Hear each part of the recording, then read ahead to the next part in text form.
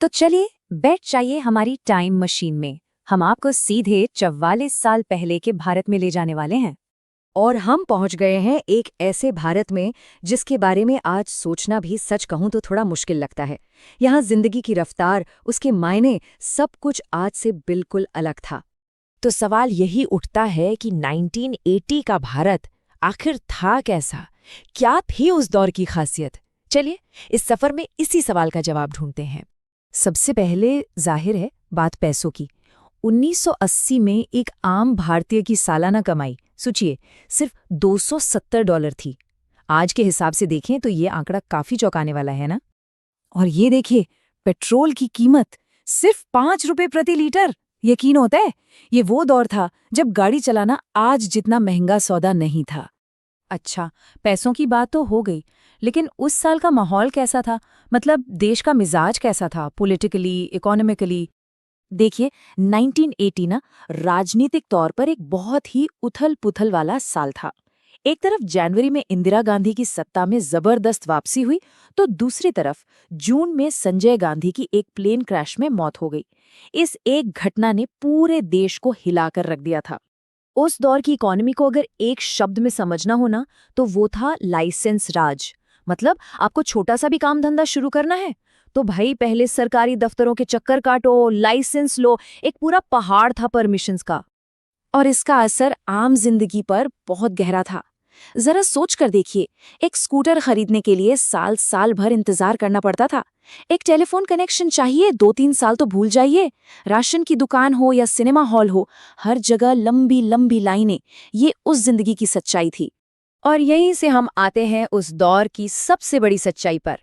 ये एक इंतजार की दुनिया थी। हर चीज की कमी थी और सब्र, सब्र ही सबसे बड़ा साथी था। अब जरा उस जमाने की कीमतों को देखिए। क्या आप यकीन करेंगे कि 1 रुपए में 8 से 10 समोसे मिल जाते थे? पेट्रोल जैसा हमने देखा 5 रुपए लीटर, और सिर्फ 10 रुपए में किसी भी ढाबे पर पेट भरकर खाना खाया जा सकता था। आज तो सोचना भी मुश्किल है। सड़कों पर भी गिने चुने ही राजा थे, या तो वो भारी भरकम एम्बेसडर कार या फिर काली पीली प्रीमियर पद्मिनी टैक्सी। और हाँ, हर मिडिल क्लास परिवार का एक सपना, एक स्कूटर, बजाज चेतक या फिर लैम्ब्रेटा। बस यही दुनिया थी। और हवाई जहाज में बैठना, अरे वो तो बस अमीरों का शौक माना जाता था। देश में सिर्फ एयर इंडिया और इंडियन एयरलाइंस। आम आदमी के लिए तो ये बस आसमान में उड़ता हुआ एक सपना था। भले ही चीजों की कमी थी, पर एंटरटेनमेंट में कोई कमी नहीं थी।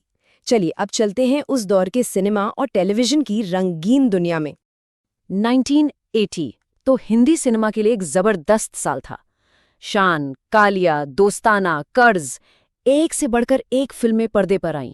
सोचिए तब मल्टीप्लेक्स नहीं होते थे, सिंगल स्क्रीन थिएटर थे, और उनके बाहर हाउसफुल का बोर्ड लगना बहुत आम बात थी। और पर्दे पर किनका राज था? अमिताभ बच्चन, हेमा मालिनी, रेखा।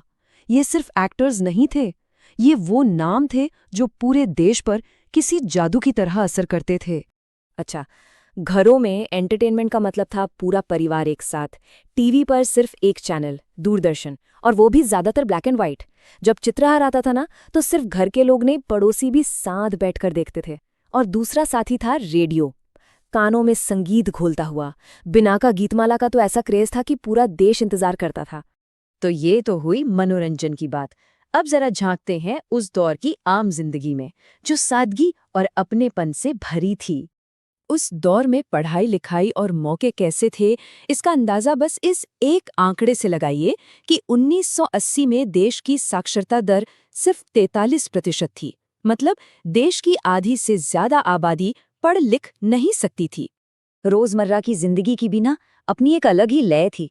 सुबह सुबह दूध वाले की घंटी की आवाज, दिन में बार बार बिजली का जाना, और फिर लालटेन की रोशनी में बीती शामें। बच्चे मोबाइल पर नहीं, गलियों में क्रिकेट खेलकर बड़े होते थे। और संडे का मतलब फिक्स था, पूरा परिवार एक साथ बैठकर खाना खाएगा। वो एक रस्म थी। और हाँ, फैशन को कैसे भूल सकते हैं। अंदाज एकदम निराला था। पुरुषों के लिए बेल बॉटम पैंट्स और सफारी सूट, और महिलाएं ज्यादातर पारंपरिक साड़ी और सलवार कमीज में। और वो बड़े बड़े सनग्लासेस, वो तो उस दौर की पहचान ही बन गए थे। तो कुछ ऐसा था 1980 का भारत। हाँ, जिंदगी बहुत सरल थी, पर शायद रिश्ते कहीं ज्यादा गहरे थे। और खुशियां, वो बड़ी बड़ी चीजों में नहीं बल्कि ऐसी ही छोटी छोटी बातों में मिल जाती थी। आज हमारे पास सब कुछ है, टेक्नोलॉजी है, स्पीड है, हर तरह की सुविधा है, पर ये सफर हमें एक सवाल पर लाकर छोड़ देता है कि क्या इस तरक्की ने हमें सच में एक दूसरे के करीब लाया है या हम सब अपनी अपनी स्क्रीन्स में पहले से ज्यादा अकेले हो गए हैं। सोचने वाली बात है।